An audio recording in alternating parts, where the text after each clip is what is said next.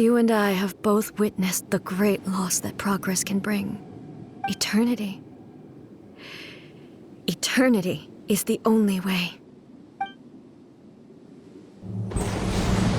When lightning flashes, it casts a shadow. My name means shadow. With my blade, I purged all obstacles to progress.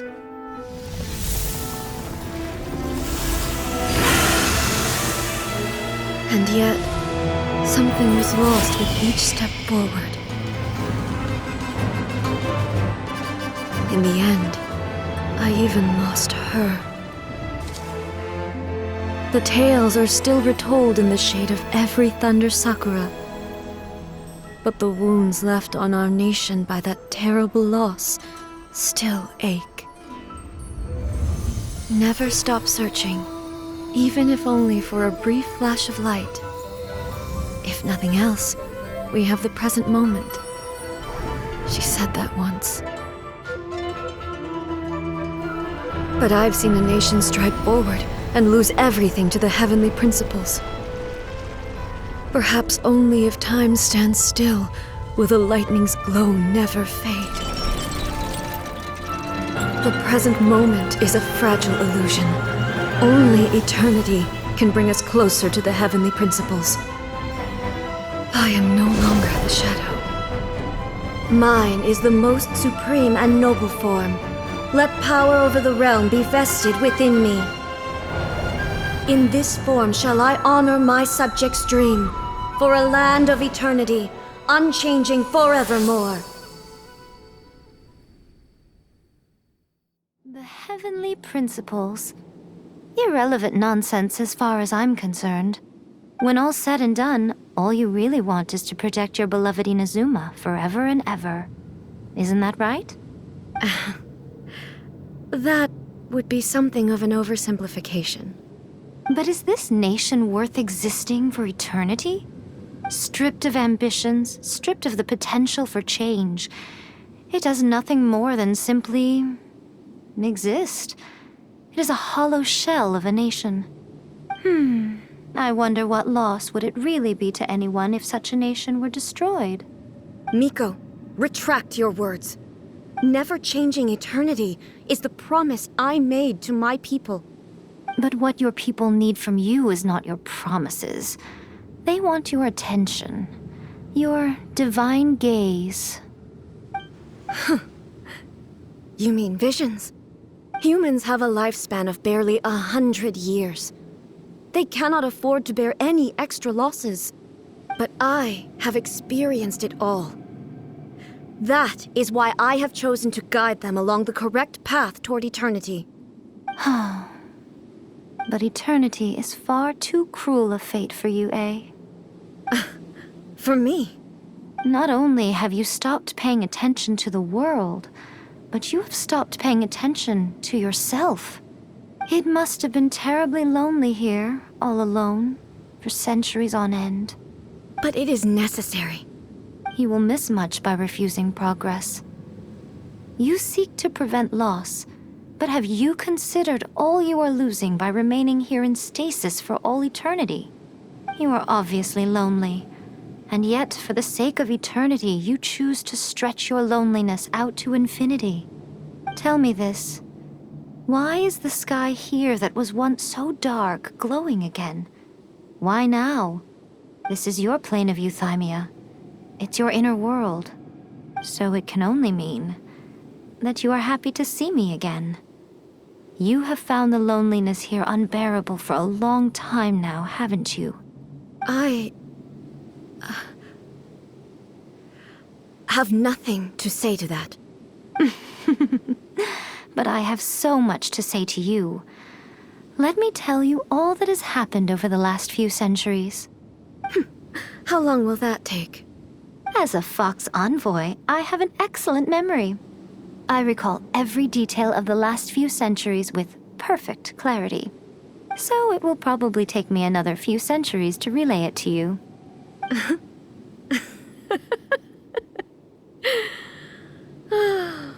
Miko, I never thought I would have the chance to meet with you like this again. Seeing you again is a change to eternity. And a very nice surprise. Since you are willing to admit that, I suppose that means we can still be friends? What a childish conversation this is. Anyway, now that I have been defeated by you and your plan, I will honor your wish to abolish the Vision Hunt Decree. But, with regards to eternity and the question of whether this nation should move forward, I need time to give it some thought. You are the one who's been acting like a child from the very beginning. As promised, the Raiden Shogun abolished the Vision Hunt Decree. Finally, her people's wishes penetrated her locked heart. Beyond the plane of euthymia, she saw what eternity means in the eyes of the world. When one's fervent ambition burns brightly, the gods will cast their gaze upon you.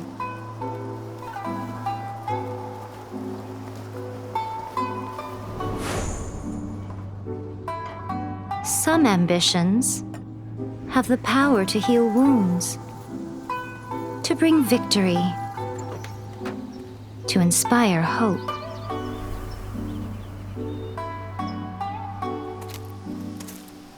But some ambitions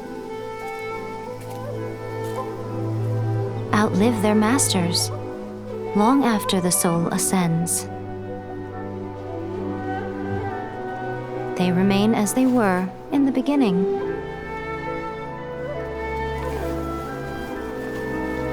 Burning bright and true for all eternity.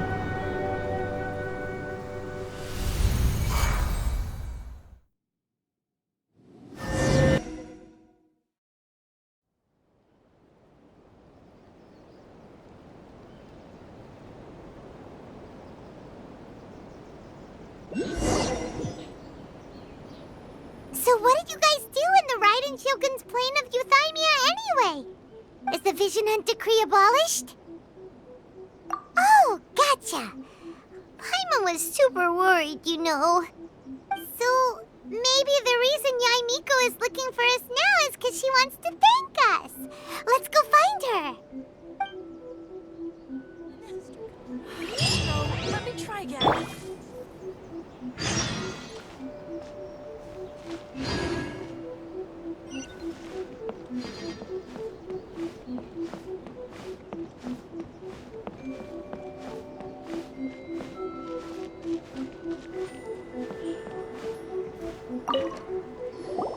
Why, hello, if it isn't the triumphant traveler. And why might you be visiting the shrine? A sign of piety, perhaps? You literally told us to come meet you here. I was just joking. I've been waiting for you.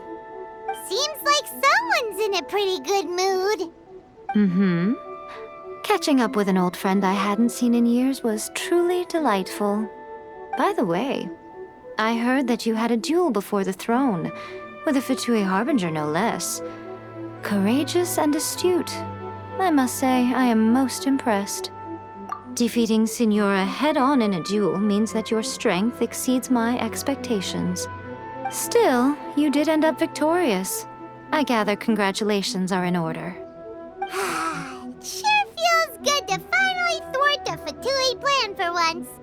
They caused plenty of trouble along the way, but at the very least, they didn't get their hands on another Gnosis.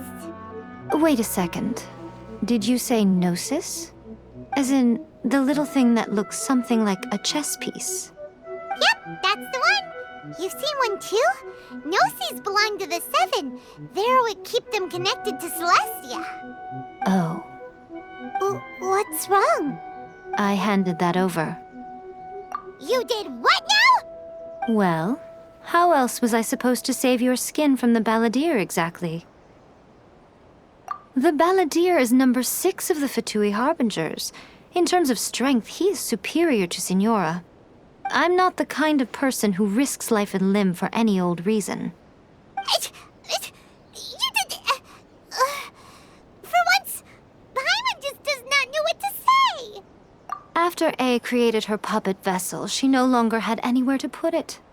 As her erstwhile closest friend, A handed it over to me, and I've kept it in the Grand Narukami Shrine ever since.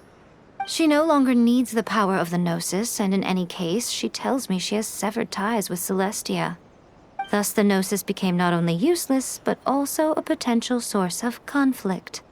Is that not a good bargain, exchanging it for the one at the core of the plan?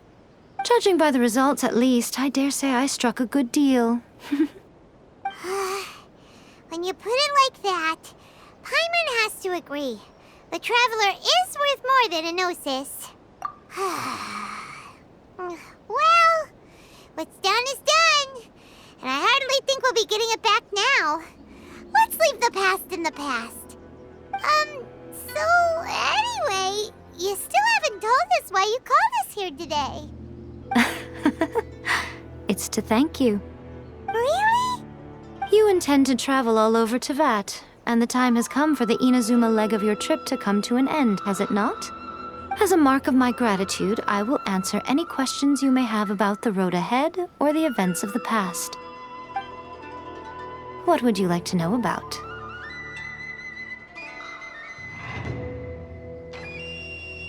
After leaving Inazuma, I think it would be easiest for you to go to Sumeru. Ooh, Sumeru! We've run into loads of scholars from there on our journey so far. Yes, well, Sumeru is the land of the god of wisdom, where the quest for wisdom and knowledge is never-ending. But their obsession gives rise to some truly inexplicable things. For example, in Sumeru, knowledge is holistically managed as a resource. Knowledge is a resource? Yes. I don't know whether it was the sages or Lesser Lord Kusanali who came up with the idea. Lesser Lord Kusanali? That's a cute name. Oh, you haven't heard. Lesser Lord Kusanali is the deity in whom the people of Sumeru place their faith. It's their chosen term of endearment for her. I'm sure you must have some things to discuss with her too. I wish you all the best. Sorry, I haven't a clue. I'm also unfamiliar with the god you describe. But if you still have doubts about A, I would say they are misplaced. Not only does she not fit your description, but she voluntarily gave up her gnosis long ago, severing her ties with Celestia in the process. That's good to hear. Otherwise, given that I'm her familiar, it could have made our relationship rather awkward, don't you think? Don't worry, we aren't looking to pick a fight with you. I wish you the best of luck. May you soon discover the truth behind it all. As for your sister's whereabouts, I will use all the resources at my disposal to investigate it, and I will also borrow some of Ayato's people from the Shiumatsuban. I'll let you know if I find out anything. Consider it part of my means of thanking you. Are you sure? Okay then. Oh, Traveler, do you still have the omamori I gave you? Keep it safe. Is that all you intend to do with it? There was me thinking that you might hang it around your neck to show off to the world, telling everyone who inquired that it was given to you by none other than Yae Miko, the wise and beautiful. Who in their right mind would do that? Okay, I'll stop. Now, a question for you. Traveler, what is your ambition? I see. But that is merely a small goal, based on what preoccupies you here and now. Your ambition should be something that transcends the world below and the starry sky above. Something that shines in unison with fate itself. Perhaps the reason you do not possess a vision is that such an ambition has yet to be engendered within you. It's a possibility. Continue on your journey, and maybe that moment will come to pass.